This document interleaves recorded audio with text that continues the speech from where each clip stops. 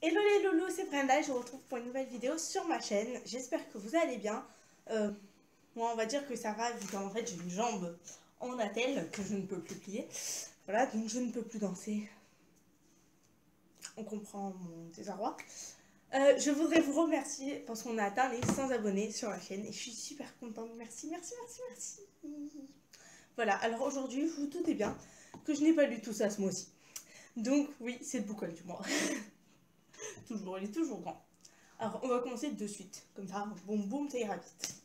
Alors, le premier livre que j'ai acheté ce mois-ci, c'est Le Serment des Catacombes de Odile Velers. Et publié chez le livre de poche.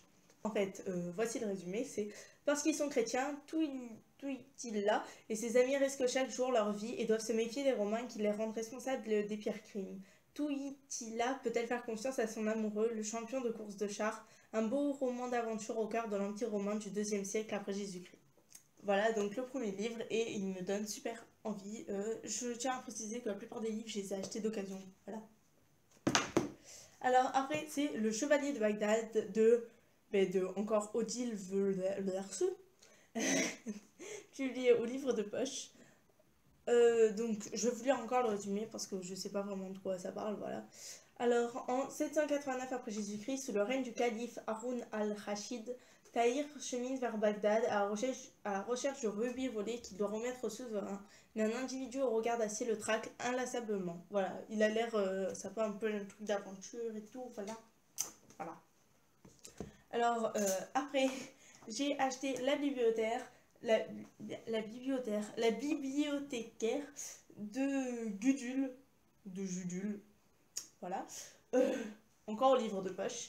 En fait, ce livre, j'en ai entendu parler et que du bon, donc voilà pourquoi je l'ai acheté. Je vais vous lire le résumé aussi parce que je sais pas vraiment encore de quoi ça parle. Pourquoi la vieille dame qui habite en face de chez Guillaume écrit-elle tard la nuit?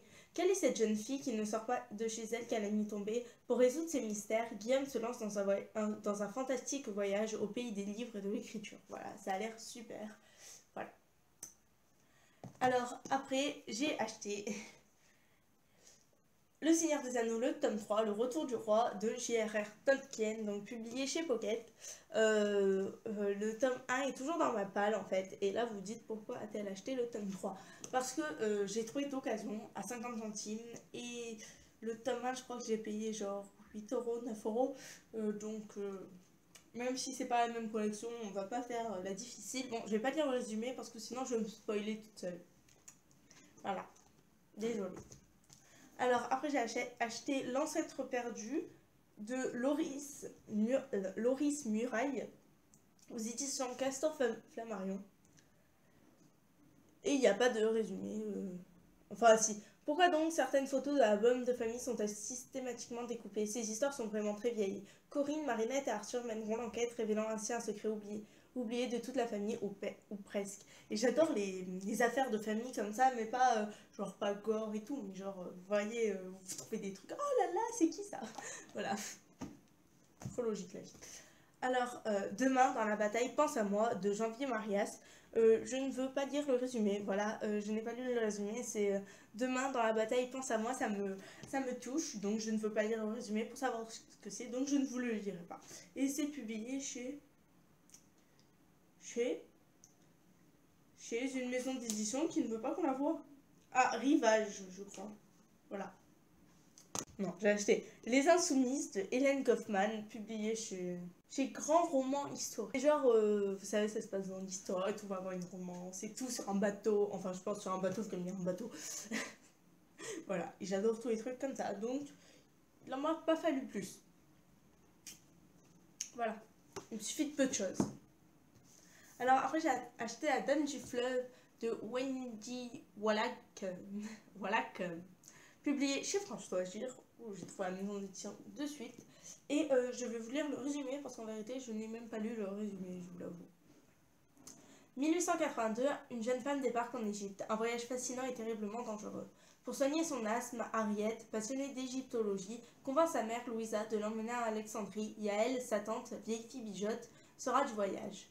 Au cours de la traversée, Harriet rencontre un peintre au charme troublant, Sohan. Cet homme et sa mère va-t-elle découvrir sont d'anciennes connaissances. Alors pourquoi Louisa semble-t-elle les fuir? Qu'un lien obscur les unit? Arrivée à Alexandrie, Harriet est envoûtée par les dieux, mais dans ce pays intense où la révolte gronde, le sombre passé de Louisa risque de bouleverser la vie de la jeune fille. Boum, boum, boum. Voilà. Voilà. Ça a l'air un peu bizarre comme histoire. Mais c'est le genre de truc bizarre qui me plaît, si on explique ça comme ça. Voilà. Alors, c'est ce livre, La mémoire du neutre, de Mélanie Rose, aux éditions Françoisière encore. En fait, c'est une femme qui va se retrouver amnésique. Et donc, en fait, on va lui dire... c'est un truc que j'aime beaucoup dans les films et tout, quand les personnes sont amnésiques. Et donc, du coup, ils doivent leur expliquer leur vie. Mais pour elle, c'est pas ce qu'elle sait, en fait. Et voilà, ça va être un truc un peu comme ça. Comme, elle va pas connaître... enfin, ça va pas être sa mémoire. C'est la mémoire d'une autre, en fait. Et ça, c'est des trucs que j'aime beaucoup, en fait. Et voilà. Je l'ai vu à la bibliothèque, j'ai fait, ah, ils le vendent. Du coup, je l'ai pris parce que ça faisait très... ça fait un peu comme dans les films, et je sais pas vraiment si ça va être un truc romantique ou quoi, mais quand j'y ai pensé dessus, ça m'a fait penser au film Je te promets. Oui, c'est Je te promets, où la femme a complètement perdu la mémoire. Elle se souvient en fait d'elle, les mémoires qu'elle a, c'est d'elle à 17 ans. Et donc, c'est pas sa mémoire ce qu'on essaye de lui dire. Et voilà, ça j'aime beaucoup. Voilà. Je dis en mode j'aime beaucoup. Voilà. Alors après j'ai acheté les tomes 1 et 2 de Night World de L.J. Smith, publié chez Michel Lafon. Je vais vous lire le résumé du tome 1. Alors, il n'y a aucun espoir pour Poppy, sa maladie est incurable. Elle se prépare donc au pire, jusqu'à ce que James, le plus beau garçon du lycée qu'elle aime en secret, lui fasse le plus beau des cadeaux, un baiser vertigineux qui lui donne accès à son âme. Elle apprend ainsi que James partage ses sentiments depuis toujours, mais fait partie du Night World. Bravant les interdits de son monde, le jeune homme propose à Poppy de le suivre jusqu'à la mort et même au-delà, mais il lui faudrait pour cela devenir un vampire. Boum boum boum. Oui, il faudrait que j'arrête de dire des boum boum boum à la fin des résumés, je sais. Mais voilà, ils ont l'air juste super en fait. Ça fait longtemps que j'ai plus d'histoire de vampires et j'avoue que ça me manquait. Et donc voilà. Quand j'ai vu ça, ils étaient pas trop chers en plus. J'ai fait ah là là là là là là. J'ai sauté dessus, voilà. La vie, pas beaucoup d'excuses. J'ai sauté dessus, voilà, je sais. Excuse pourrie, mais j'ai sauté dessus quand même. Alors après, j'ai acheté La Bille Rouge de Peter Pan de Géraldine McCorrin chez Pocket Jeunesse. En fait, ça, j'avais lu le début du livre à la bibliothèque. Puis en fait, vu comme j'avais pas tout compris, parce que je comprenais pas tout du pays imaginaire, non, là, j'avais pas encore lu Peter Pan, parce que là, je suis en pleine lecture de Peter Pan. Et ben, du coup, voilà, j'avais arrêté. Et en fait, ça raconte... c'est à Londres, donc Wendy, tous les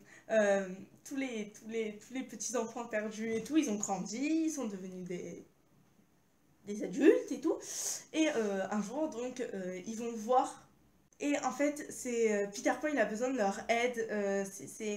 Il veut les appeler, du coup, ils vont se retrouver à retourner au pays imaginaire, mais le pays imaginaire n'est plus du tout comme quand il l'avait quitté. Et là, voilà, je m'en souviens, le début, il était juste oufissime. Voilà. Lui, j'ai acheté Champion, le tome 3 de Legend de Marc Lou chez le livre de poche. Et ouais. Parce qu'en fait, le tome 1 et le tome 2, je les avais empruntés au CDI. Et vu qu'on n'avait pas le tome 3, je pensais que le tome 3, en fait, il n'était pas sorti, mais il est sorti. Enfin, voilà, Brenda, il faudrait que je me calme un peu. Oh là là, et cette trilogie, mais j'ai adoré les 2 premiers tomes. Donc, et je dirais à la fin du tome 2, j'étais en mode, ah, c'est quoi le 3e? Et là, il y a le 3e. Faudrait que je me calme, hein, des fois. Ça serait mieux pour moi. Mais, voilà. C'est une dystopie.